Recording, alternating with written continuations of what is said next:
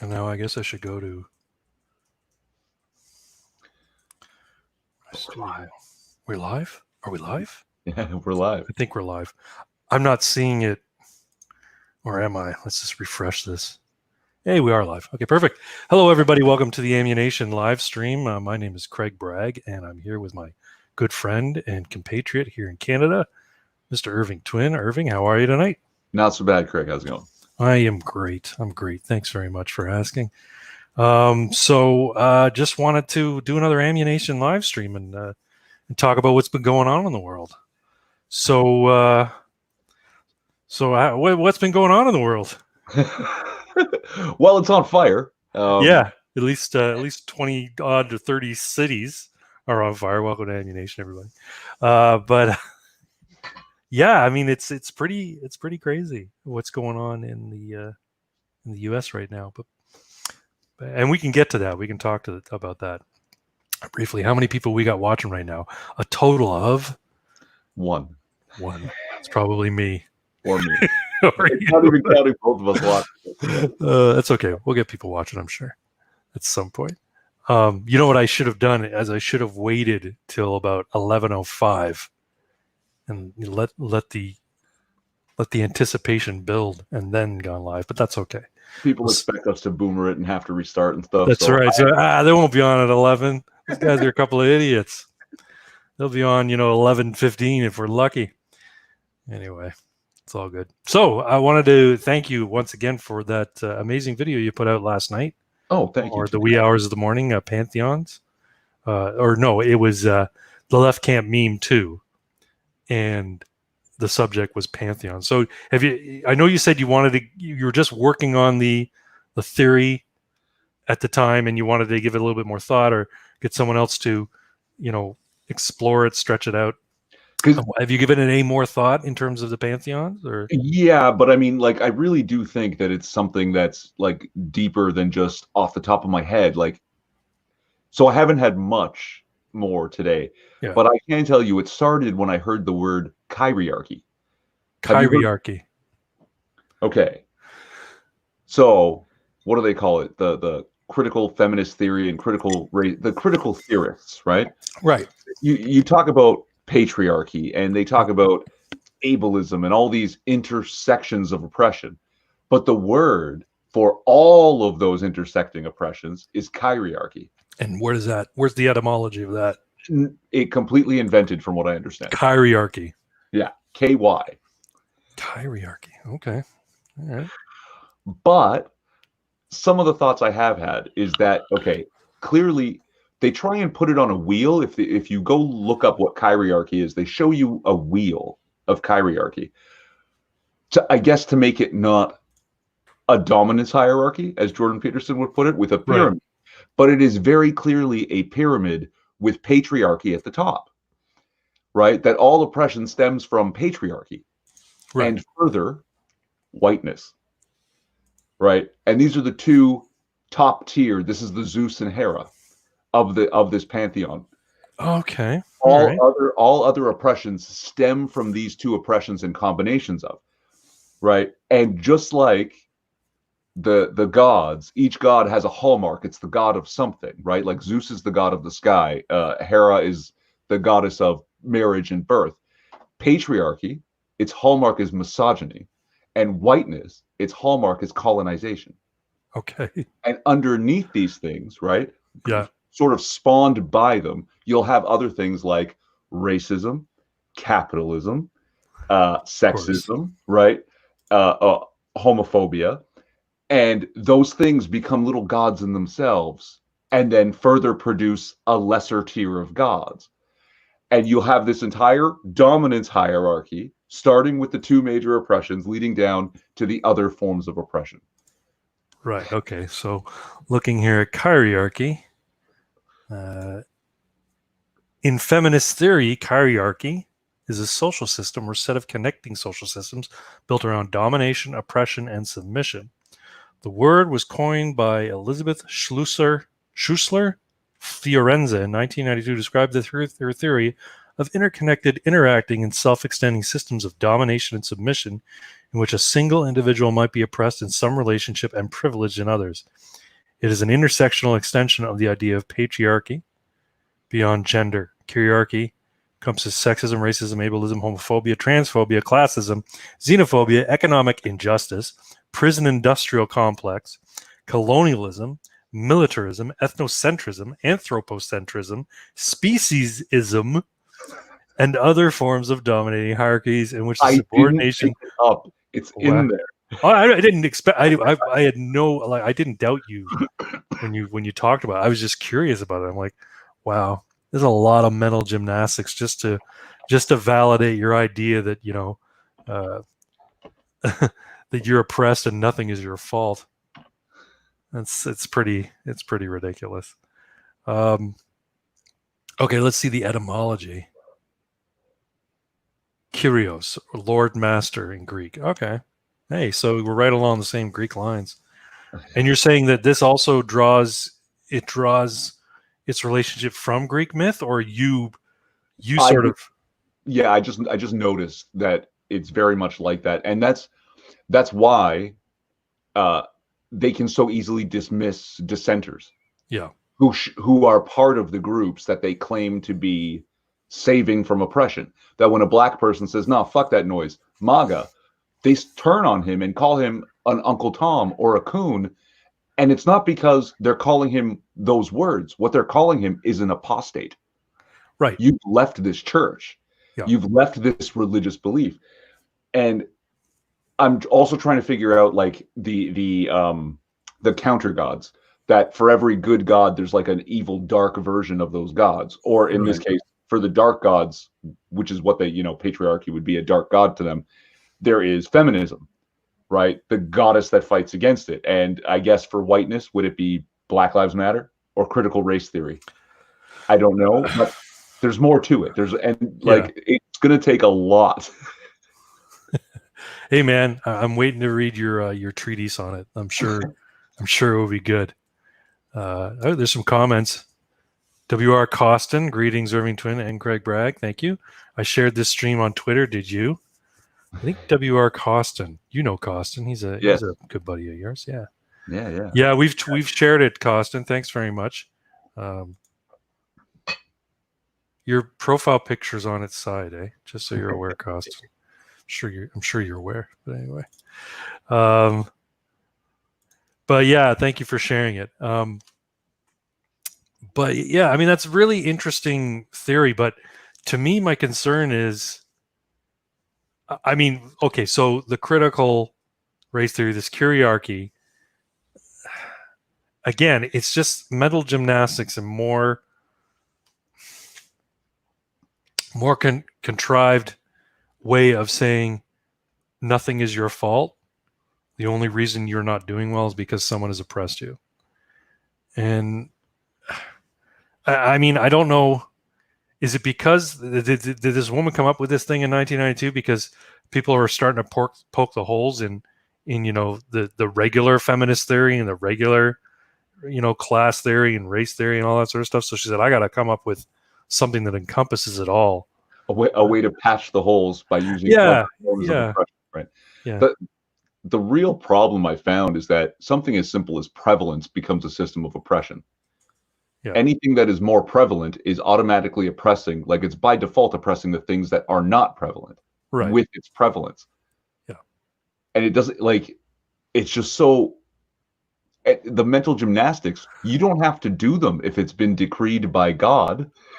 Like, yeah, there you go, right? It's a dogmatic kind of approach to the whole idea of how society should be structured based on their religion, right? They've got a doctrine, which is their religion, which is all things not me bad, and and it needs to be torn down and destroyed.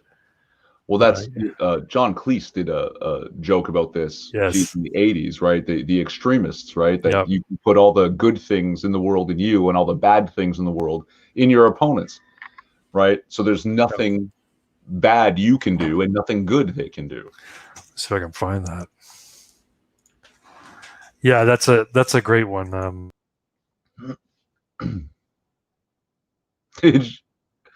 And I'm alone in the StreamYard.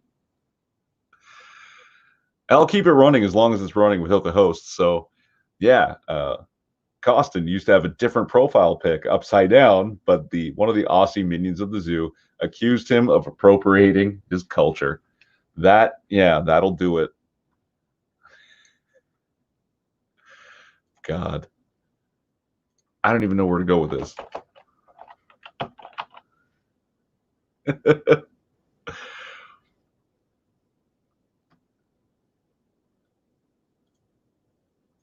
How's he going to get back into his own live stream?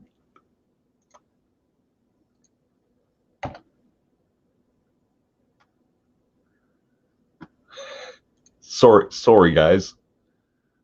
Sorry, I don't even know how.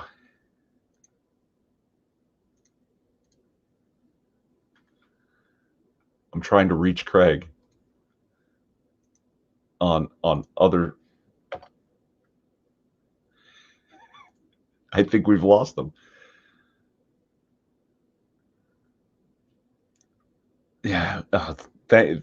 Thank you, Costin. But honestly, I don't think I can invite you because it's not even my it's not my StreamYard. It's Craig's.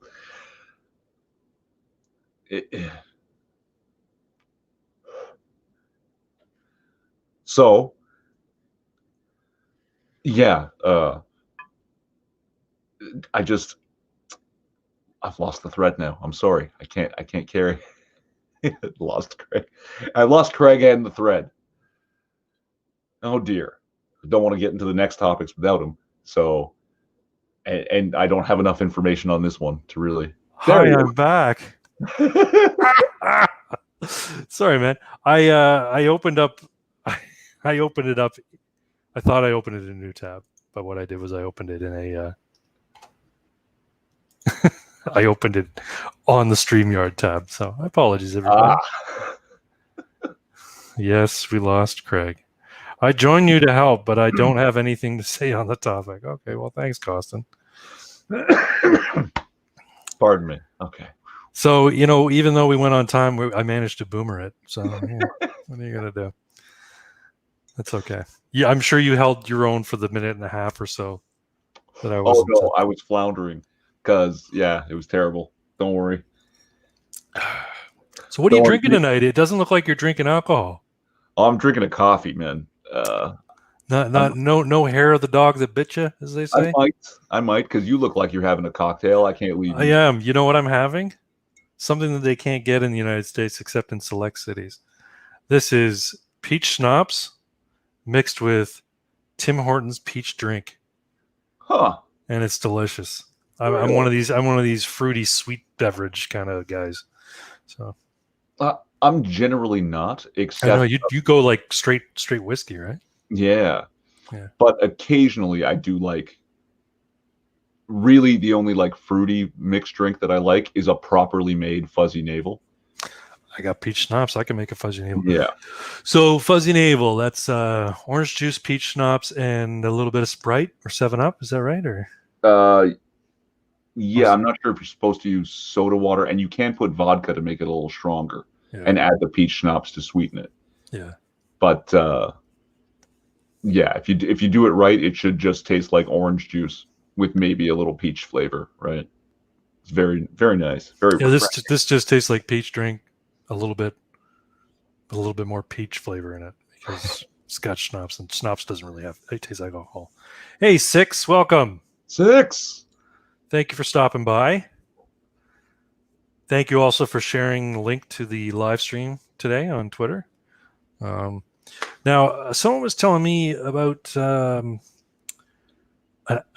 web page called something.io, Stream.io, where basically you can set up your stream, and instead of using YouTube as your link, right, your YouTube key or your link key or whatever, your stream key, you can use this Stream.io, and you can choose YouTube, Twitch, Gab, Minds, whatever will allow you to do like live streaming.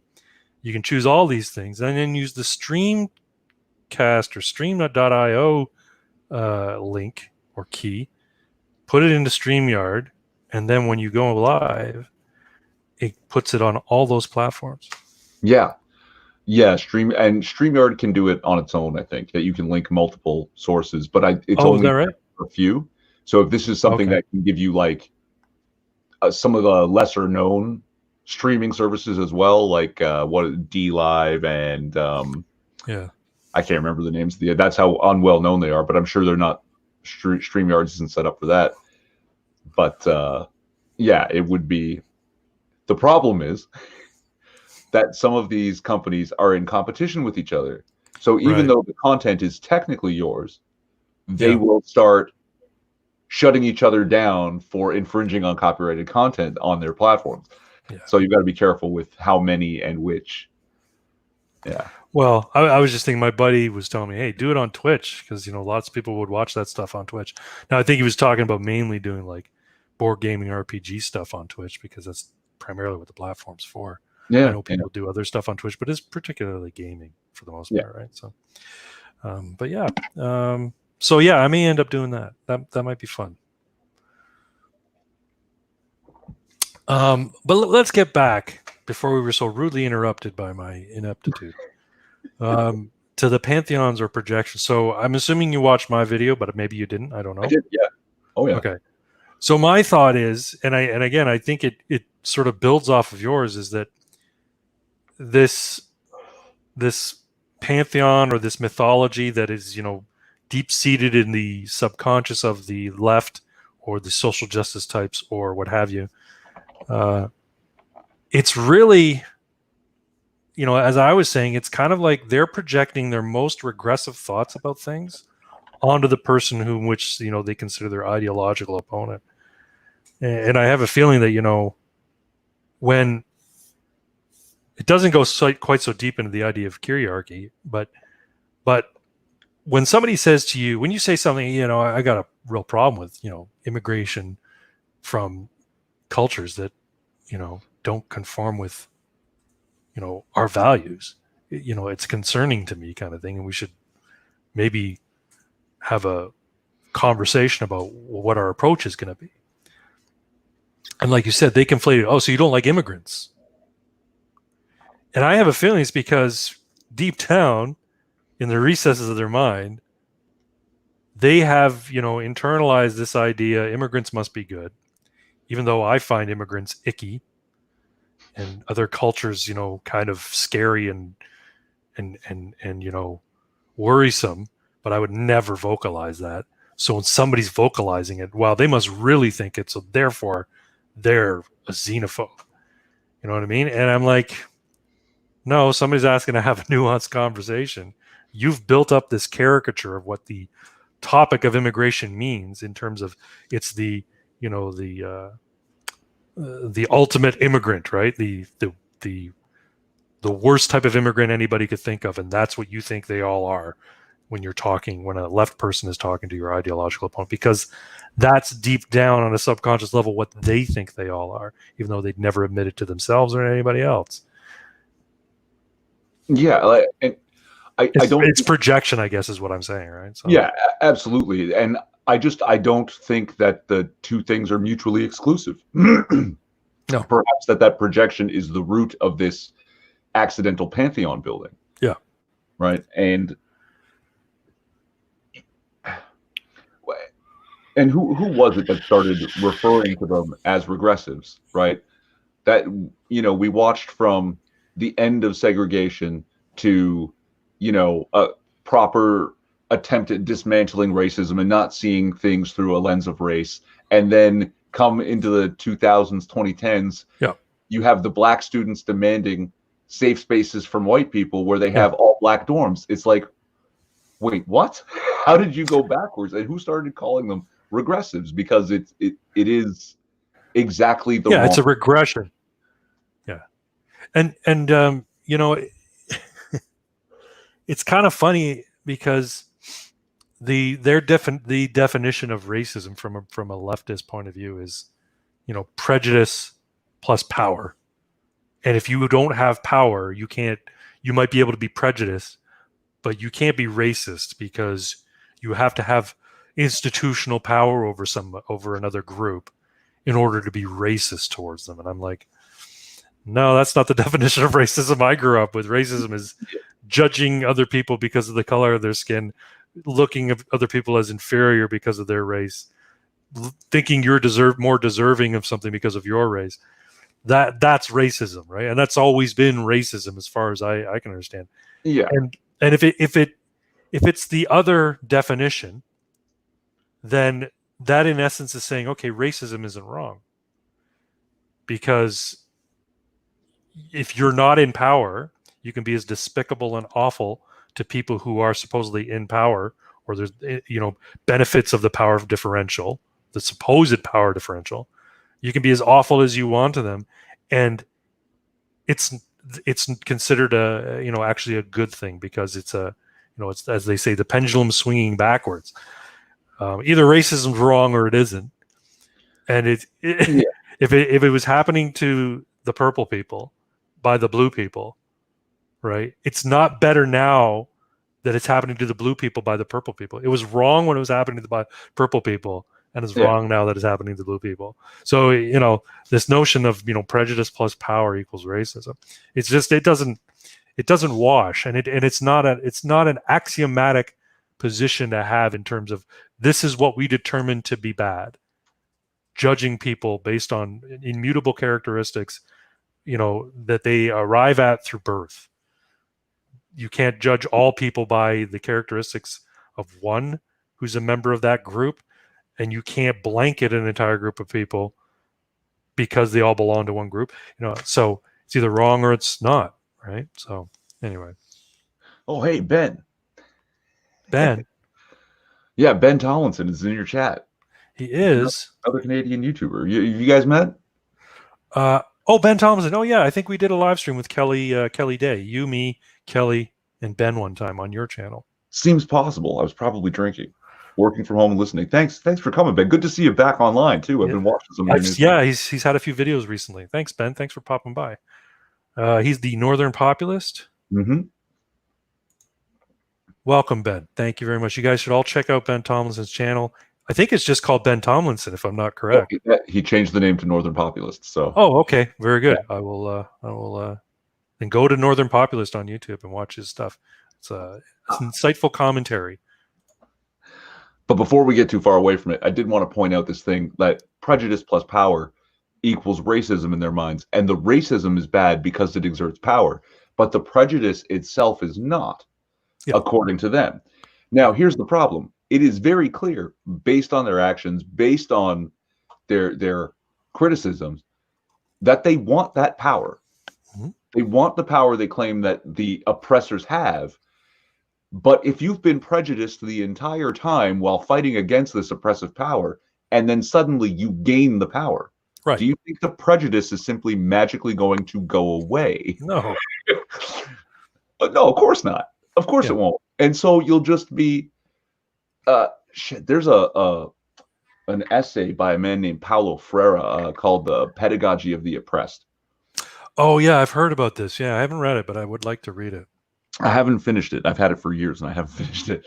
But there's a lot of important stuff that he actually says to the oppressed, that it is, the way they talk about, oh, do your own research. I'm not gonna it's not my job. I'm not gonna invest the effort in educating you. Yeah. His claim is that it absolutely is 100% the responsibility of the oppressed to do it. Yeah. Because no one else can. Right. Right. The oppressor obviously won't do it themselves. That's why blues music exists. Right? I mean, the fact is, you've got this American art form in blues music and rhythm and blues music that was created by blacks in America, that was informed by their suffering in the early days of their existence on the continent. And when you think about, it's funny, Bill Burr, you know who Bill Burr is, right? Yes, I've seen this bit. He's fucking great. Anyway, he's talking to his wife, who's black, and they were watching a documentary on Elvis, and the people who were, in the early days producing Elvis and, building his persona, they started talking about taking the rhythm and blues music of the black man and making it palatable and marketable to white America. And I guess she made a face. She had a reaction to that. And and so Bill Burr, of course, gets into an argument with her because he's a button pusher, right? Anyway, so what it comes down to is basically that if they hadn't faced all of that oppression, then the art would have suffered. That if not for the oppression the black men experienced at the hands of the white men in terms of slavery, the Jim Crow era, and then segregation, all that sort of stuff, then the music would not have been what it was, right? So the culture, that experience of the black man informs the culture. So you can witness it, you can experience the culture insofar as you can consume and listen to the music and the whole bit. But the only way to truly understand it, I guess, is to really dive in and dig deep into the blues music. You have to become like a aficionado or of sorts of it in order to understand it. So in that sense, the music's sort of explanatory of the experience, right? Right. So right. you need to inform the people of what it is you're going through. So you write this amazing blues music. Anyway. Art is pain. Yeah, that's true. That's why my art sucks, because I'm living a cushy, privileged life as a white man in Canada.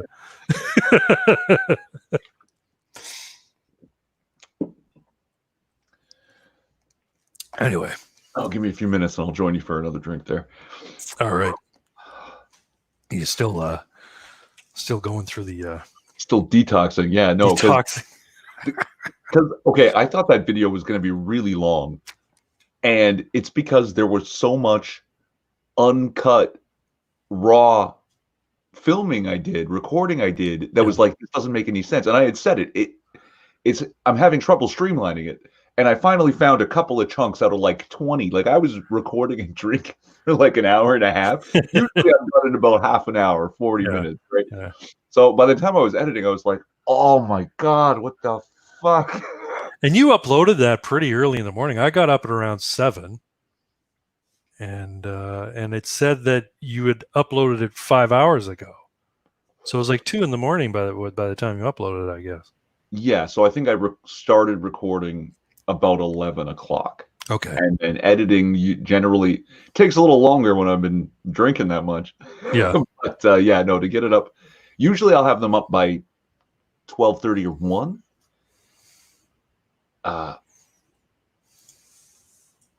Yeah. Good insight there, Northern Populist. Racism is collectivism, and the riots are tribalism. Yeah. But we haven't talked about the riots yet or what's going on with the Boogaloo south of the border. Maybe we should move on to that because it kind of just goes right into that, right? So so the next topic we want to talk is Civil War II, ready for Boogaloo. So the term Boogaloo is something that I've only recently become aware of, but when I think of Boogaloo, I think of that crappy movie from the 1980s, Breakin' 2, Electric Boogaloo. And I'm sure that there's some connection to that reference. I'm not sure. I don't know exactly what it is, but I'm sure there's some connection to it. But I guess the idea of Boogaloo is starting a second civil war or a second revolution, right, in the United States. And I guess there are people on both sides of the political spectrum, if you want to look at the political spectrum as a line where you got left and right, are itching for there to be a civil war or a revolution. And for years, since Trump's election, people have been positing that, the U.S. is in a cold civil war. And with these riots that are going on in the United States in 30-odd cities, is it tipped the point now into, a full-scale hot civil war? Is this the beginning? Right? Is this when the Boogaloo starts, so to speak? We probably won't recognize it until, if it ends up just escalating and getting worse and getting worse and getting worse over the next year or so, or 6 months, or until the next election is supposed to happen, will people, look back and say this is the day the Boogaloo started because of George Floyd, right? So, um, but I don't know your thoughts on that, Irving. What do you think? Do you think that what's happening in the United States? I know it's only been a few days, but it doesn't seem to be abating. But maybe I'm wrong. Maybe I'm not up to date on it. But last I heard, it was 21 or 30 odd cities that are in flames, or there are large scale riots and vandalism and arson going on. Is it still that? Is it abated a bit now that now that Chauvin has been arrested and charged? I don't think it has, but maybe I'm wrong. From the last thing I heard today, no, it is not abating. It is still full steam ahead. But I mean, I don't think it's a boogaloo. I think it's just sort of like breakdown, societal breakdown. It's just anarchy. It's not properly a revolution or a civil war, right? But yes, I do believe that there are people aiming to steer it that way. But as it stands, more like ows. Wait, I don't understand that. What is OWS?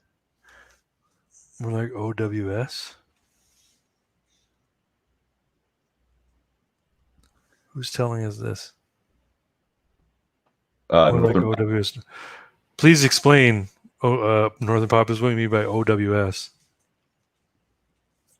But yeah, I mean, again, we won't know until 6 months down the road if this was the start. Occupy Wall Street. Okay, so I would say it's more extreme than Occupy Wall Street, because Occupy Wall Street was a bunch of college kids just camping in the street and being a general being a general nuisance.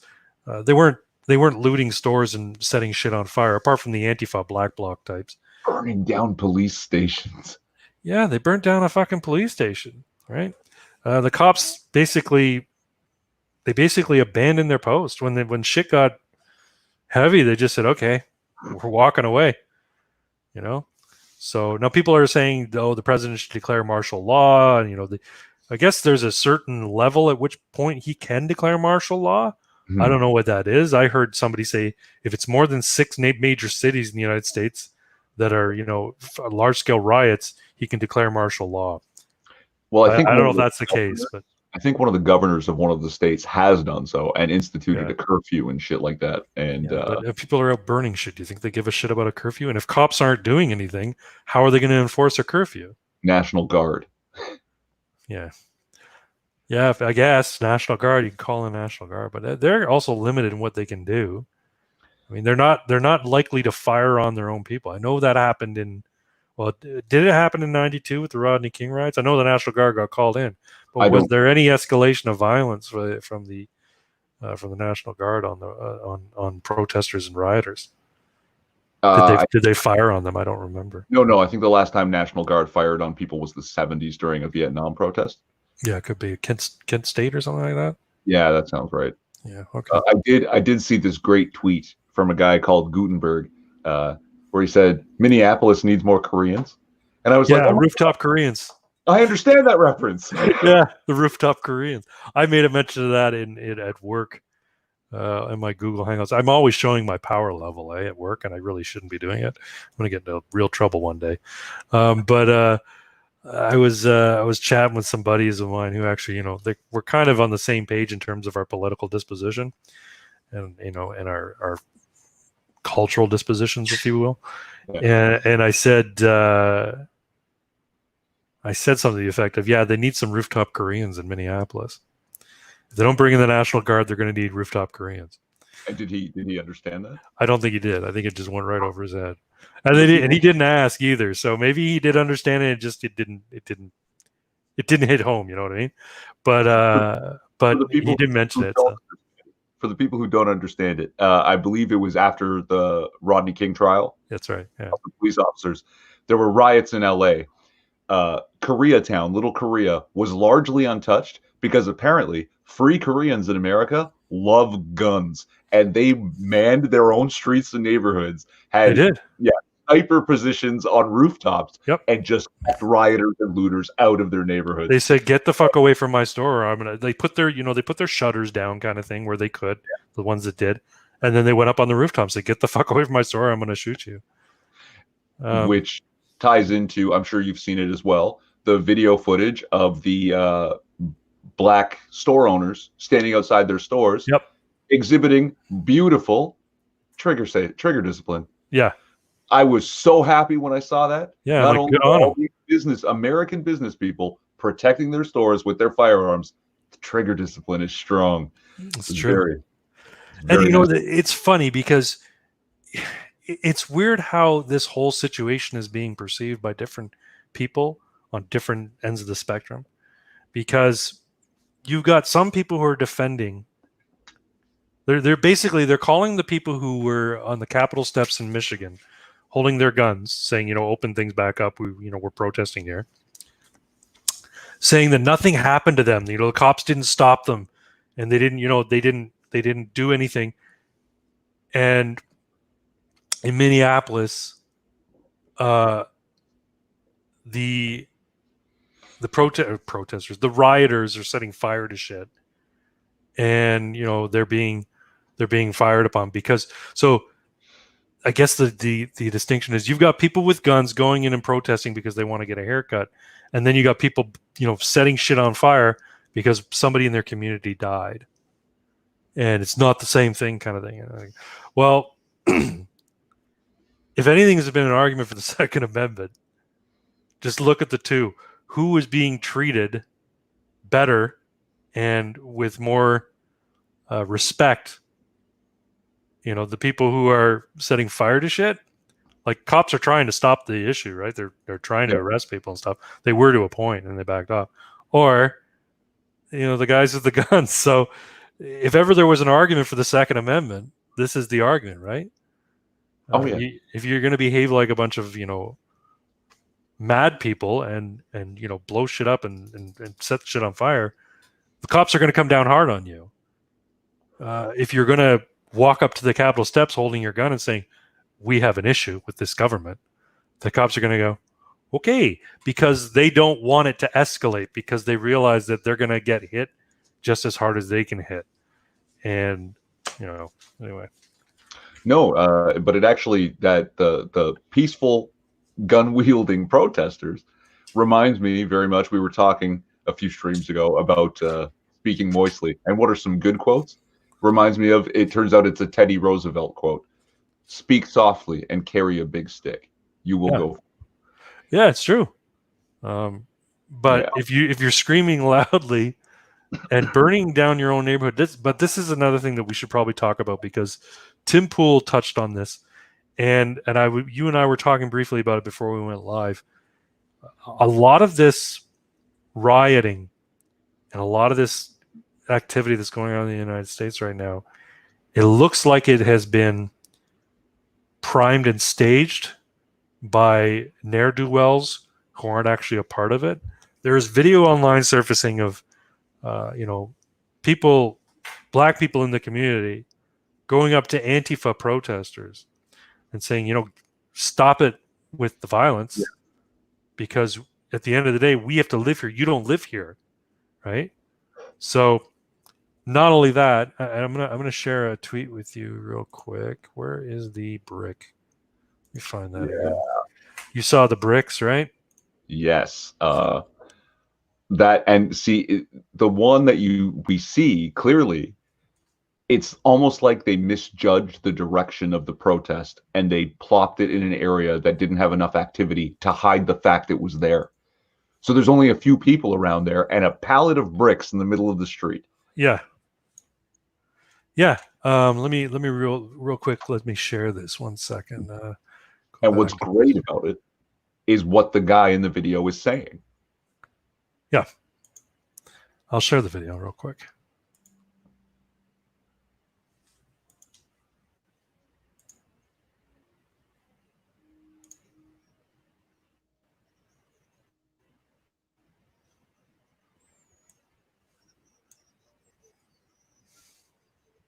I can't actually hear him.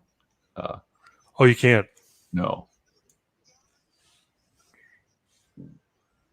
It might just be quiet. I can hear it, but again, it's playing through my headset. So in any event, essentially he's going, this is a setup. Yeah. They put this pile of bricks here. There's no construction nearby. You all got to do better, which I thought was pretty much, y'all got to do better. And I guess they put it out front of I think it was a government building. Courthouse. I think A it's courthouse. Okay, there you go. It was a courthouse. So there's that. There's also Umbrella Guy, right? Have you heard about Umbrella Guy? Yeah. He was People are also saying, "Oh, it was a cop," but it doesn't look like a cop. It looks like a black bloc person. Looks like another. But if you remember that TV show Fringe, Umbrella Guy, the weird. Yes, And the bald future people. Yeah, that Umbrella Guy was there when JFK was assassinated, right? Like, yeah, Umbrella Guy's everywhere. No, he had a hammer in his hand. He's the one who bashed the window in just before the looting started.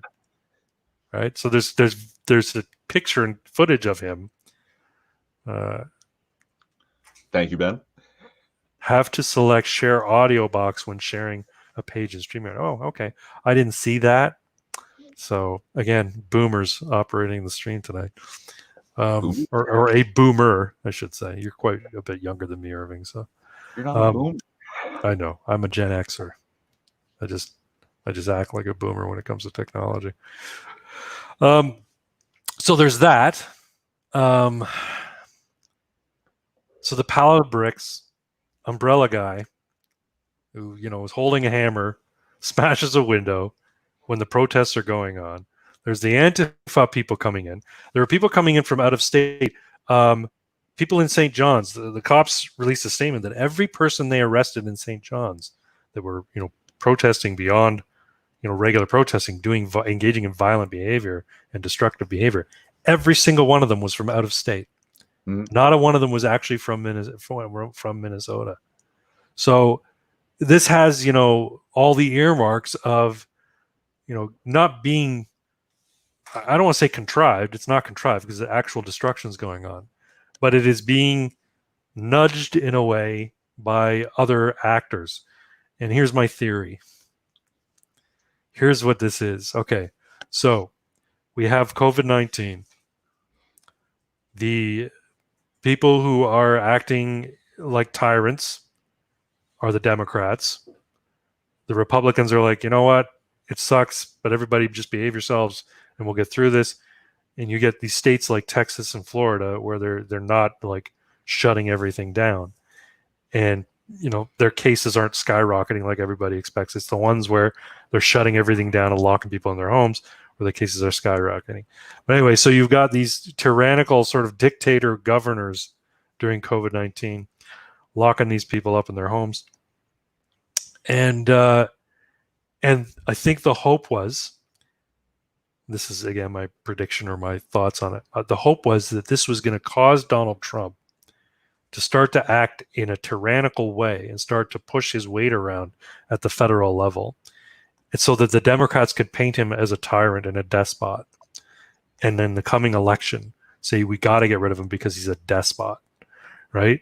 I mean, they've been calling him Cheeto Hitler for 4 years anyway, but they need it to be proof. They need the narrative to be, have some meat to it, right? It's one thing to just call him names for 4 years, but if he acts in a way that allows you to point to it and say, see, he's a dictator just like Hitler, then they've got ammunition to take him down in November. That didn't really work. It largely didn't work because what did end up happening? The Democrat governors, the Democrat leaders, they're the ones who acted like dictators. The Republican leaders and Donald Trump was like, we need to open shit back up. Liberate these states. We need to liberate people. We need to liberate these states. Yeah, he's talking about, giving people their freedom back, right? So that didn't work. And then, wait, not only does he call for their liberation, he doesn't use his federal power on those states, right? Exactly. He's like, look, this is up to the states to handle, which is true. And everybody wants him to be this dictator. He's like, no, it's not within my power to cut everything off for everybody at every level. It's up to the states to deal with this shit. This is what federalism is. Anyway, so that didn't work, or it's largely not working, let's say. As much as the mainstream media want to paint the narrative that, Trump's handling the COVID-19 crisis terribly, which isn't true in my opinion. But there's arguments for things he did right, didn't do right, whatever. Mhm. And then the mind-boggling thing is they're putting Cuomo out as this savior of COVID-19. It was his decisions and his policies that led to the hugest spike in cases in the United States. It's because of his idiocy with regards to how nursing homes were going to be dealt with during COVID-19 that led to this ridiculous spike in cases. Anyway, so that didn't work. So now what do we have? We have this murder by the cop on I can't remember his name.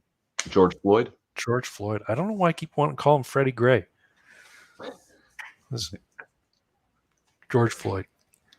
Anyway, this sparks a riot, or violent protests, which turn into riot, turn into looting, turn into arson, and then it bubbles over to other states. Hell, it's even in Toronto. They had a Black Lives Matter march in Toronto today. I don't know why, but I mean, I guess one black life is a black life, that sort of thing. But I think what they're trying to do is get things to a level of chaos where Trump's got to declare martial law and come in, heavy with the hammer. They've already, put the military police on ready in the United States. The Pentagon has said they need to be ready to deploy within 4 hours to any of these cities that are undergoing this chaos. And I think the hope is it gets to a point where it's a situation of martial law, and people, the media is just going to slam instances and pictures and video of cops, National Guard, military behaving badly towards protesters. So they call them protesters, not rioters. But and then they say, "See, look, this is Trump's America. This is Trump's military. This is my thought they want to do in preparation of November." I actually think that there might not even be an election in November. I think it could be suspended because of. I think things are good. I know you said this isn't probably the boogaloo. I hope you're right, but I have a feeling it might be the beginning of the boogaloo, and I think it could be like a total breakdown, and the election in November could be suspended. See, Trump is as buffoonish as he can seem. He's no fool, and he definitely he's a very stable genius, and he's playing 4D chess. Very stable genius, and he will do everything in his power to prevent postponing that election, because it's exactly like you were saying. They want him to look like the tyrant, and he's gonna make sure that he doesn't. So he can't like he really that it would. Well, it's not within his power anyway. It's not within his power, but I think it is in wartime. That if there is a war, like to suspend the election, yeah, maybe there's no time to do this, right? You can't switch commanders in chief mid battle, like right. So, but yeah, without an actual civil war occurring on American soil, I don't think he'll do it. Well, I hope it isn't, right? I hope there isn't a civil war in the United States. I hope you're right. I hope it's not a boogaloo, because I want to buy land in Arizona. Fuck yeah. My wife's looking at me, shaking her head. I've been harping on this point for a couple of hours now. Like, I want to get land in Arizona because I found on a website where you can buy like 40 acres in northwestern Arizona for like 20 grand. 40 acres for 20 grand in like beautiful country. It's really nice, and it's not hot. It's northern Arizona, so it's not hot. It's actually, winters are actually very mild and summers aren't terribly hot. So anyway, she's not on board though. So we'll see. I have to convince her. I convinced her to renovate the bathroom area. She's finally on board with my ideas about that. So maybe I can convince her to get land in Arizona. She's sitting right next to me. She's looking at me and shaking her head. She's got this scowl on her face, like, hell no. Anyway, it's so hard for someone in Canada to get citizenship in America. I don't necessarily want to be a citizen. I just want a place to bug out to. But like, yeah, no, I know two people from Canada that married Americans in America, and it took like 3 years to get citizenship. Yeah, it's not quick. It's ridiculous. I think it's the same for Canada too, though. Like Americans coming to Canada wishing to get citizenship, it's not a quick process. It's at least a couple of years as well. No, if you don't come from the third world, they scrutinize everything and make Yeah. it a pain in the ass for you to Yeah. become. It's not going to take me anything to, integrate here because we share a culture. All our media is the same. We share a language. So why don't you just fast track the people from the United States, people from England who speak English? Like it doesn't make much sense. Or people from France who speak French. I know it's different from Quebecois, but it's close enough that you can pass, right? Why don't they fast track them? It doesn't make much sense. Is it just virtuous signaling? We've got to get people from, we've got to get brown people from places that don't speak our language and they're downtrodden and don't have our creature comforts. Is that what it comes down to? We need people from developing nations because we want to be seen as good in the world. I don't know. Maybe that's it. I have no idea. Yeah, seems likely. Like you don't need the help from Canada. Well, maybe we do. We'll see what this guy does over the next 4 years of him ruling with a minority government, suspending parliament and still fucking enacting edicts. Yeah. We'll see what happens. Oh, by the way, the CCFR did file their lawsuit, eh? Yes, Filed their complaint with the federal government, which is great. I want Viva Fry to do a video on it because he does that all the time, right? That's his whole thing. He'll grab the court documents and he'll go through them and pick them apart and explain why he thinks they're either good or bad. I want for him to do that. I even tweeted him out, like I mentioned him in a tweet about it. Say, hey, you need to look at this document and give us all the skinny. Is this have legs kind of thing, right? Anyway, Northern Populists, you're all over the chat tonight. Almost every election, there are people who say the election will be suspended or this will be the last election. Trump is a different phenomena, but the rulers don't care which party controls power. You're right. The people who actually pull the levers of power in the United States don't really care if it's a Democrat or Republican, but then Trump's not very much of a Republican.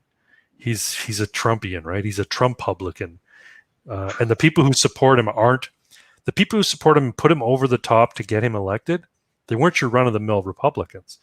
There were people who had voted Democrat twice in the previous two elections. People who voted Barack Obama twice voted for Trump in 2016.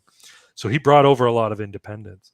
So while he's got a good base of support in the Republican Party now, when he first became the nominee, people were like, oh, no, he doesn't have the support of the Republican people, doesn't have the support of the Republican voter. He's not going to get elected. Well, obviously he did have the support because he wouldn't have won the primary. But they were saying that there was enough never Trumpers to keep him from winning the election. And well, that was wrong. So you're right. Trump's a different phenomena. That's, I think, why they want a boogaloo. They want to get him out of there. And they think the only way to get him out of there is to make his life as president right now the absolute hardest and worst. And they figure, he can't be Teflon Don forever. Eventually he's going to fuck up to the point where people just say, enough. No, we don't want to have anything to do with him anymore. And he'll get voted out. Either that or they're just going to rig the election. They're going to learn to cheat better, the Democrats that is, and get Biden to win. Or whoever the nominee is going to be. I'm still not convinced it's going to be Biden. But that's just my thought. Thank you for the comment, though, Northern Populist Ben. Yeah, I don't know. What are your predictions on the election? I think you're probably on the same boat as me in terms of I think Trump's a shoo-in if he goes up against Biden. Oh yeah, that's not even a. What have they been saying? Basically, Joe Biden don't die, and yeah, that's his campaign slogan. Right. Probably won't die by election time. Yeah, that's pretty much it. And yeah, and basically everybody's pinning their hopes on who he's going to pick as his running mate, because essentially what it comes down to is whoever his running mate is who's going to be president, because he's not going to last his first term. Yeah. He even mentioned in an early stump speech, he's like, look, whoever I pick as my VP pick is going to have to be able to take over right away because I'm young. I'm not young anymore. meaning I'm probably not going to serve out my first term at all. I'm like, well, that doesn't inspire a lot of confidence from Democrats, but it makes them look at things strategically and go, okay, he needs to pick a VP who could go up against Trump and actually beat him if they were the nominee. So we'll see. I don't know. I don't. I don't think Biden can beat him unless the Democrats cheat, and this is where that mail-in voting comes in, right? Yeah. That's why they're pushing so hard for mail-in voting, and of course there's a big kerfuffle on Twitter over Trump's tweets regarding mail-in voting and the media response to mail-in voting. I mean, the data is there, even though the mainstream media will say otherwise. Mail-in voting is rife for voter fraud. They just found like 92 ballots in one mailbox for one guy. This guy got shipped a pile of ballots, so all addressed to him. Like, yeah, and like it just anything that increases the possibility of that kind of like fraudulent voting will increase fraudulent voting. yeah, Right. It's like if and the way they say like there's there's no problem with voter fraud. First off, there is some problem with voter fraud. It yeah, exists.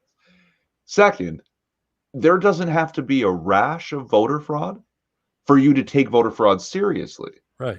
Right? The possibility of it. Like, for example, if I were to tell you, you should probably leave your bicycle in the garage and not on the lawn. And your response was, what?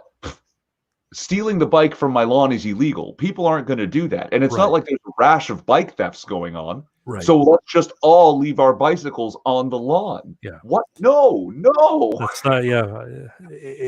I mean, and that's the other thing. Like when people who are complaining about voter fraud and election fraud start talking about, well, all these dead people on the registrar.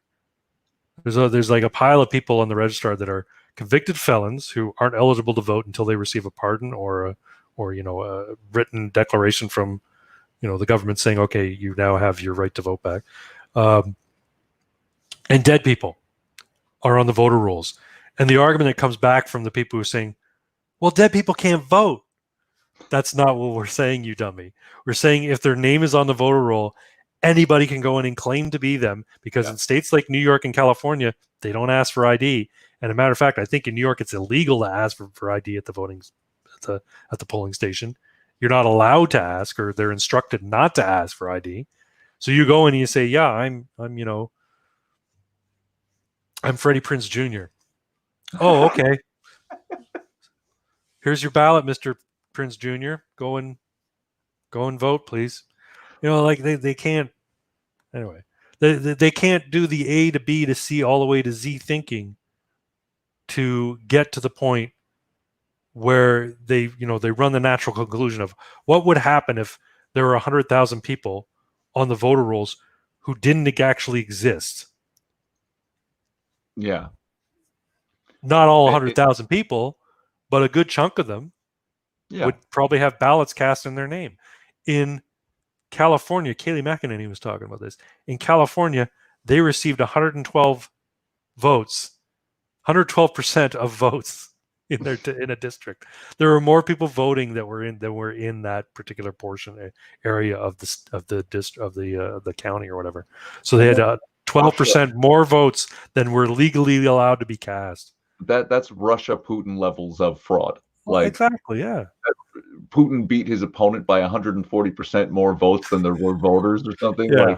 I mean, this is the kind when you hear Saddam Hussein won the election with 99% of people voting for him, you're like, yeah, no, that's not. Wow, he must be really popular. Yeah. Anyway. That explains it. Oh dear. So we go. Oh, it's almost midnight. Well, you know what? I think I want to move on to another segment. We're going to try this out for the first time on the Ammunation live stream. This one's called Found on Poll. So this might get a little bit spicy, a little bit edgy, but I want to share the poll board on 4chan and see what we can find there. So give me a moment while I share my screen here. Share screen. Watch the whole stream get shut down now. Yep. Oh yeah, there's the share audio button. Thanks, Ben. Herpa derp.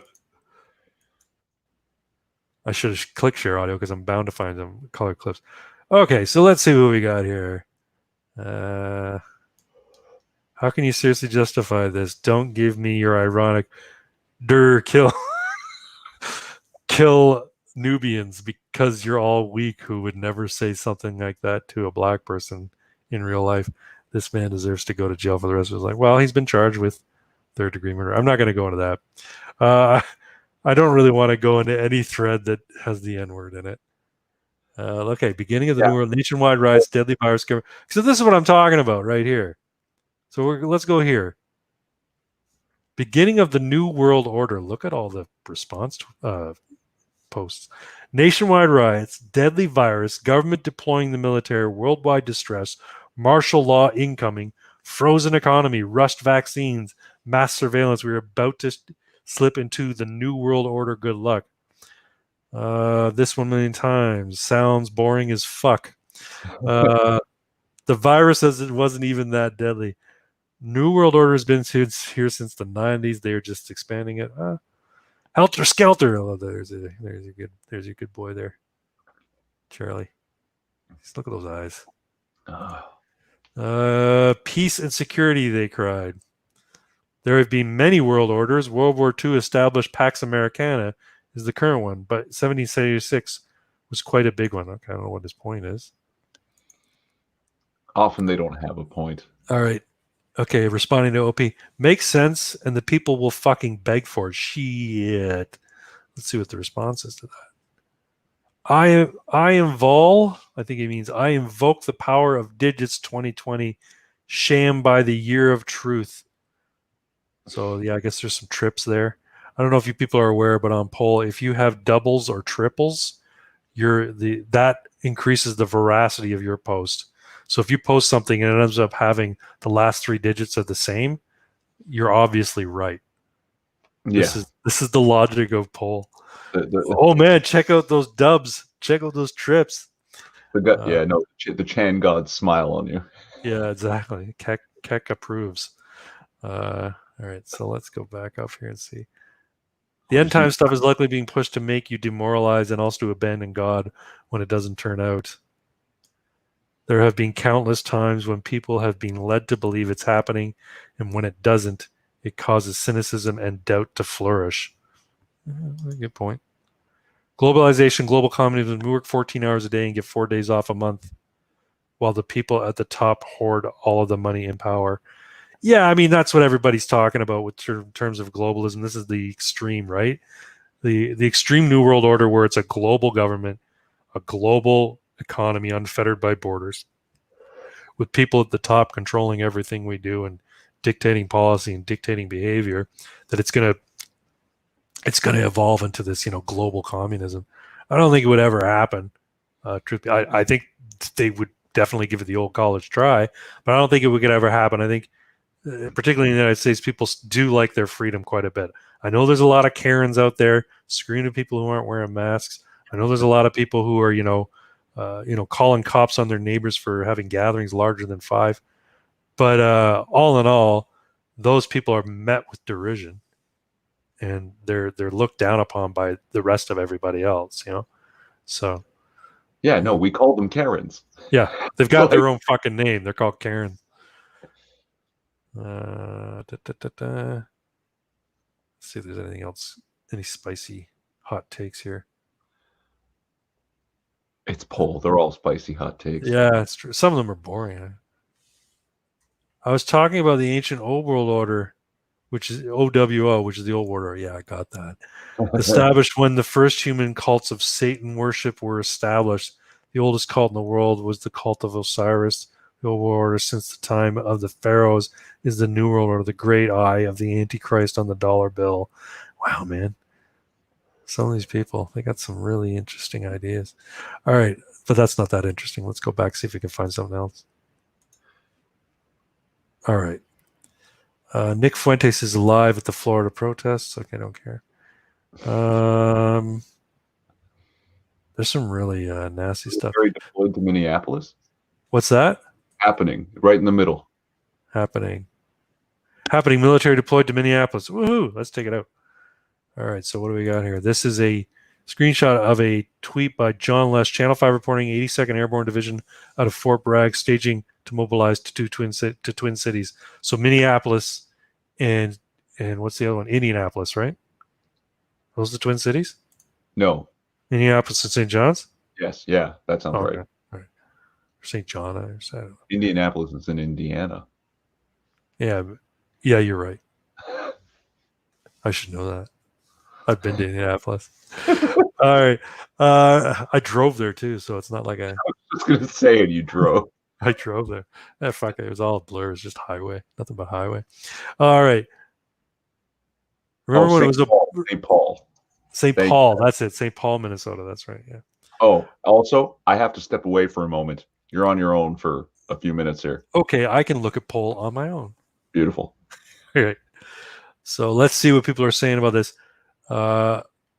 Remember when it was Obama that was going to pull this shit? FEMA camps are next, retards. Yeah, you know what? Here's the funny thing. I was making comments back when people were talking about Russian collusion. And I was saying, you know what? You people who are screaming about Russian collusion, you sound just like the Tea Partiers who were screaming about FEMA camps. And it was before Obama. People were screaming about FEMA camps back when Bush was in power. So anyway, what makes the grass grow? Blood, blood, blood. They said that about the Patriot Act and assault weapon ban too, and now look at us. Yeah. That was in response to, as long as it's black people, I'm cool with it. Yeah, that's terrible. There's some pretty awful people on poll. There's some funny stuff. There's some hot takes. There's some interesting stuff. But there's a lot of scumbags here too. Not allowed under U.S. law, faggot. Index of Economic Freedom. Least free countries. I don't know what the guy's trying to get at. So, okay, so it's being reported, but is it true? Is the military actually going to the Twin Cities? National Guard was used reads the Posse Comitatus law. Posse Comitatus. Somebody mentioned this today. I think it was Tim Pool. Let me look at Posse Comitatus online here. I'm going to go to Wikipedia real quick.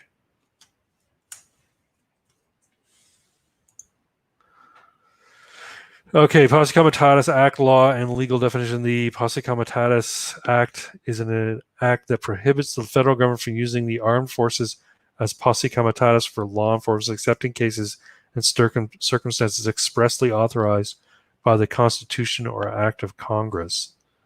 So, what is considered authorized by the Constitution? I bet you there's a lot. It's a lot open to interpretation there, but be that as it may. Yeah, you know what? Poll's kind of boring tonight, guys. I'm looking for something really spicy. Let's see if we can find something much more spicy. Happening. I look, everything's a happening.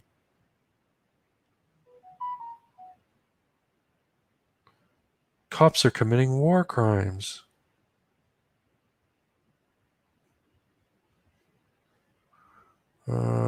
So I mentioned this. Here it is.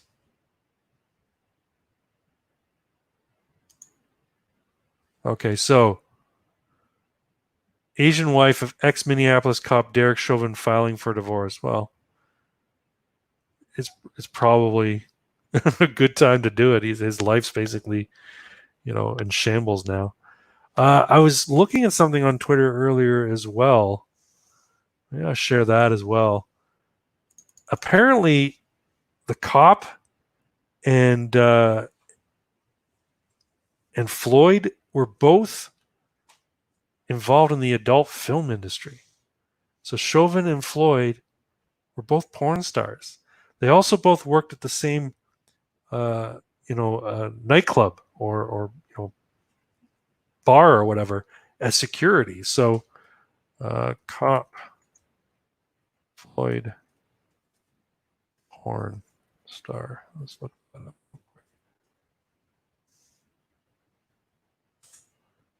because there's a story about it. So George Floyd was a porn star, and apparently Chauvin was a porn star too. Let's see if I can find it here. Apparently Chauvin was a gay porn star. He did gay porn. I mean, it doesn't matter what kind of porn you do, I guess, but it's kind of weird that they have this connection.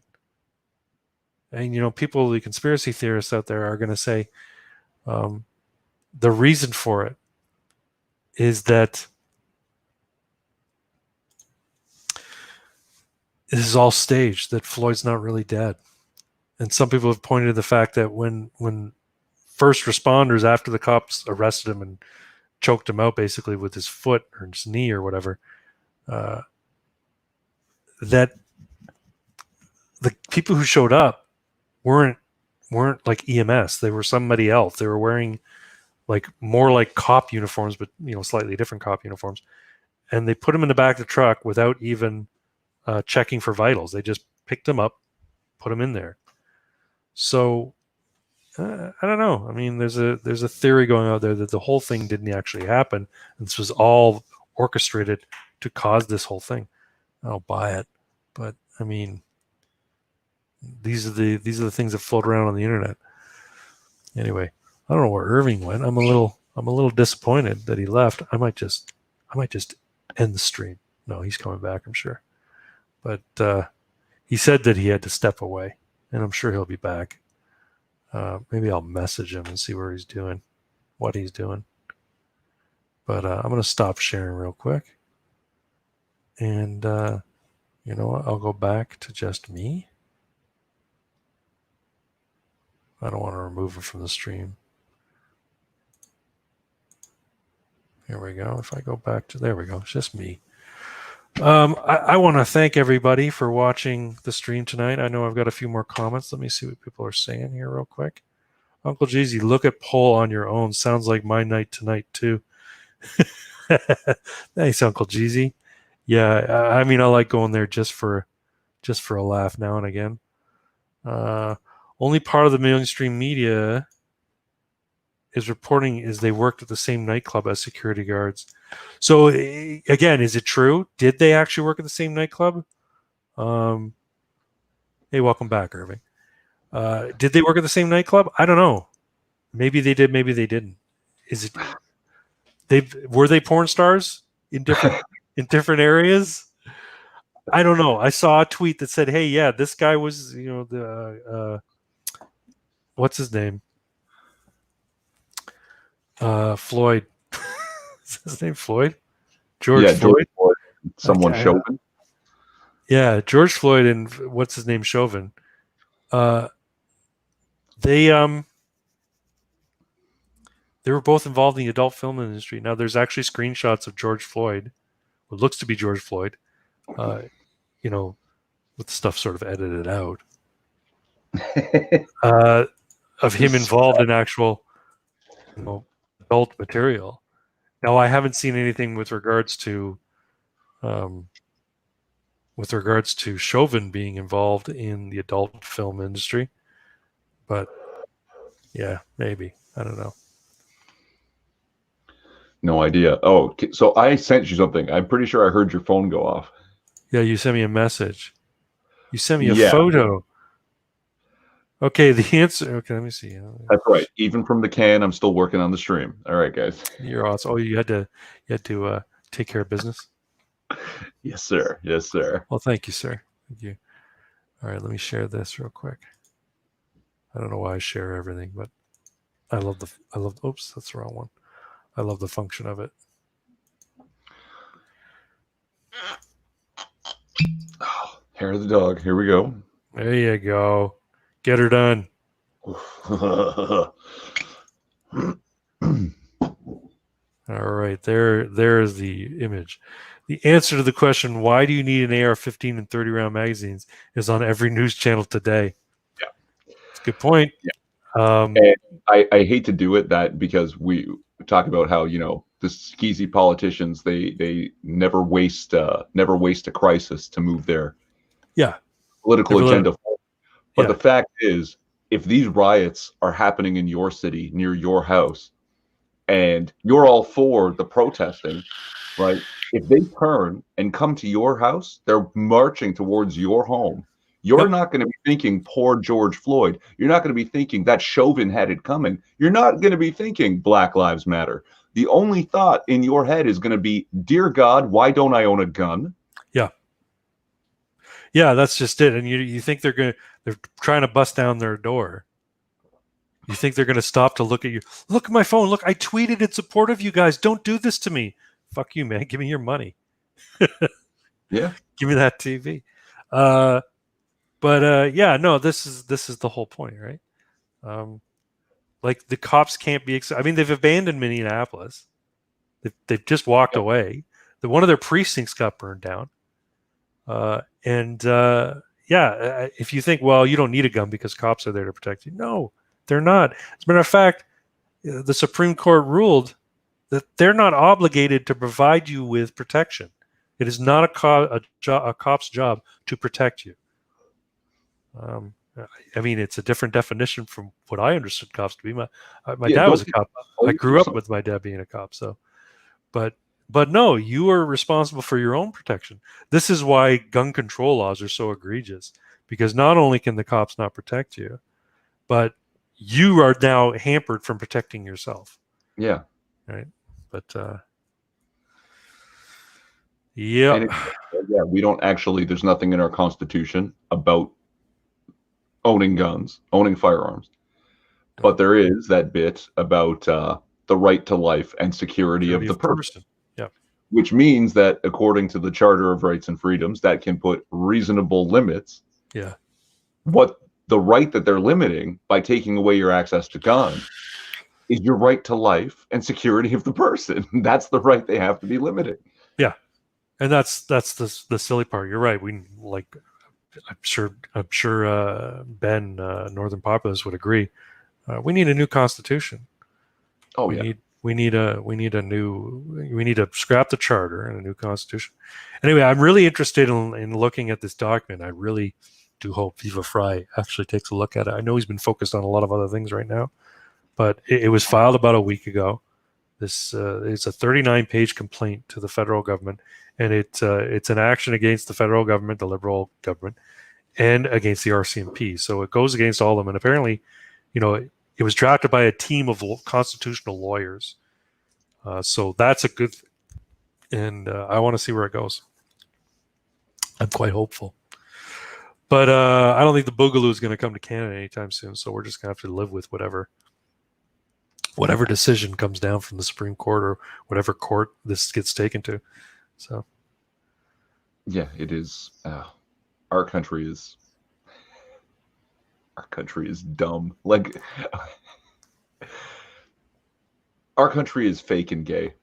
There are people that believe it doesn't really exist, and I understand it, right? Yeah. Who lives in a place where it's covered in ice 9 months of the year? Seriously, there's no. And that's why I think we have like a certain kinship with Australians, another meme country where people don't believe it exists. Why would someone exist in a place where 19 of the most venomous animals live? It's true. Like, you got to be nuts to go to Australia willingly. I mean, it was originally a prison colony, wasn't it?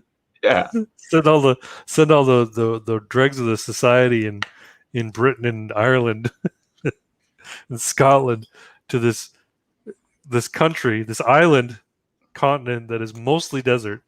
It's like 90% desert. Poisonous animals abound, and yeah, and the seasons are reversed. Oh well. The upside. What you said?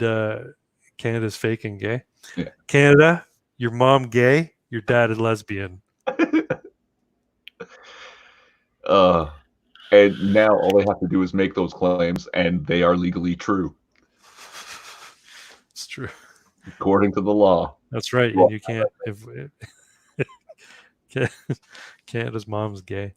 I read something also about something happening in England right now, where apparently Buckingham Palace is boarded up. and the portrait of the Queen, or the coat of arms of the Windsor family, has been removed from the gates. People are saying that the Queen is no longer the Queen. Like, there's this conspiracy theory going on right now. I should just make this a conspiracy theory channel because I talk about them a lot. That the Queen is no longer the Queen. That back behind closed doors, they're moving for a transition of the royal title to a King John. I don't know who the King John is. I don't know. But somebody has a video online about how Queen's not really the Queen, and the Windsors aren't really royalty, and the real regent is actually going to be stepping in very shortly. I don't know. I don't know if I believe it. Well, I mean, and they're talking about how the Merkels, Merkel, May, Trudeau, they're all related, like a couple of generations back. Right. And I don't know if that's true, but this person who put this video together, they seem very convinced about it. Well, it could be like, because we are all most largely of European descent. Sure. And that was the problem with the First World War, was everyone was related to each other, and everyone had all of these different treaties that when one person caused shit with another person, all the treaties got enacted at once. Yeah. So they all had to go to war. But the intermarriages for political purposes and such, it's very possible that these, I don't know, do you want to call them noble bloodlines, could all have relations. The political aristocracy. Yeah. I mean, they're not really. They're not actual nobility. No, they're a political aristocracy in the sense that they're political. They're heads of state, former heads of state, and they have political power even after leaving office. Right? May's still influential. Trudeau's father was influential even after he left office. Who let the Windsors know about my impending forming of the First Terran Empire? Praise the Emperor. The First Terran Empire. I'm not familiar. Is that a 40K reference? I think so, yes. Yeah, probably. Yeah, so I mean, I can link the video, but I didn't even watch the whole thing. I was just like, what the hell is this? But yeah, there's pictures circulating that apparently the gates no longer have the Windsor seal on them. They're closed, for one, and the doors to Buckingham are actually like sealed shut right now. See, I don't know the whole history of all this, but the Windsors were the family that basically took over from the Tudors. Is that correct? I think that's about right. But I think they're more Germanic than they are actually British. Like, I don't think they're actually... Their bloodline is much more Germanic than it is English. So I don't know what that means, but... Yeah, no, well, okay. Or is it Russian? I don't know. No, it's not English. Everyone at the time was some kind of weird version of Germanic, right? The Angles, the Saxons, the Franks. And over in the British Isles were like these other... The Celts, the Hibernians, the Picts. I can't remember all, like dozens of tribes there, right? Yeah. But or were the Saxons from there as well? And then the Angles went over, and that's when it started to become like the four English kingdoms. Yeah, and then but the Tudors were the ruling family. Like, again, I'm sorry if anyone knows this history very well, and I'm butchering it. I'm sure I am. Because I'm not familiar with it, but like that the Windsors basically are the ruling family because they conquered the ruling family, not because they have some sort of legit bloodline claim. Right. Yeah, but I mean, I guess the whole idea of monarchy is divine providence, that you are destined to rule because God decreed it, right? Yeah. You pulled the sword from the stone. You did something, arcane with some body of water somewhere. I don't know, but that's where it all comes down to. Well, you see, and then that goes further with the whole thing about you were born child of the king and queen, and that is you being ordained by God to be the next Right. king, to be the next ruler. Right. So, And it means you'll have buck teeth and a hair lip and mental deficiencies because of breeding. because of the inbreeding. That's right. Anyway, this has been a wonderful live stream. I've had a really good time talking with you, Irving. Oh, me. Thanks for having me. You're always welcome. I wish Six could have joined us, but I know he has to work tomorrow. I invited him on, but he says, "Sorry, man, I got to work early." But while just before we cut things off here, why don't you tell everybody where to find you? Yeah, I'm Irving Twin on YouTube, Twitter. I'm not really on Gab or Minds that much anymore. BitChute. Oh yeah, you can follow me on BitChute. I'm wondering if I should bother just trying to go over to BitChute entirely. It's maybe worthwhile doing because YouTube's being kind of a dick. Yeah. I'll see if I can find your. Well, I'll put your channel on here real quick, and then I will make it Irving Twin. This king is from the Berenstain universe, the correct universe, the only universe. That's right. This is a friend of yours, yes? Let me see here. Yep, that would be my good friend Justin Cro-Magnon. This king is from the Berenstain. Berenstein or Berenstain? So Berenstein is the EIN. Berenstain is AIN, if I'm not. Berenstein. The king is from the Berenstain universe. I'll show that comment. Steve. Berenstein.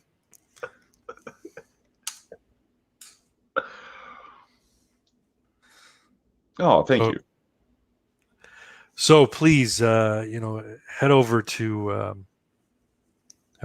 Irving's channel and check out his content. His stuff is much better produced than mine.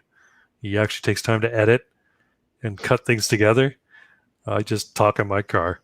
But on the other hand, I do get really, really drunk and make an ass of myself. So there's it's a trade-off. Yeah, but you know what? That's the charm of the channel. But, and I should say this because I don't want to ever be accused of enabling, bad behavior in anybody.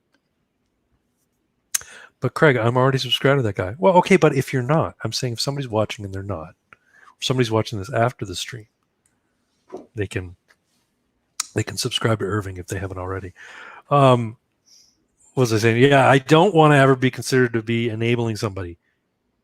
If you want to drink because you enjoy drinking, that's fine. I don't want you to think that it should become an obligation because it's a persona you've adopted as part of your channel.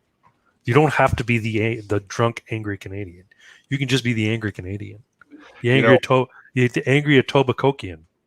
When I was trying to put out like 2-3 videos a week, I was like, this is gonna kill me.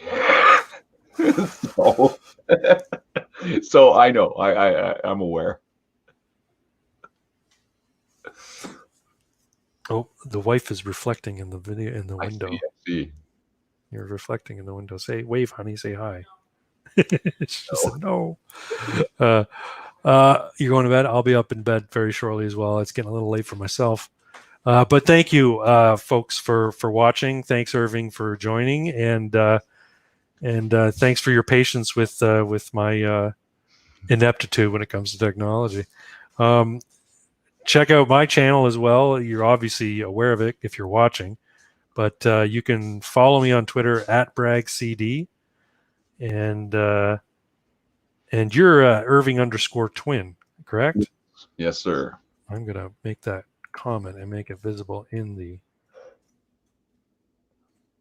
But I'm literally the only Irving Twin in existence according to the internet. So if you just search Irving Twin, you'll find me somewhere. That is true. So I'm @BragCD.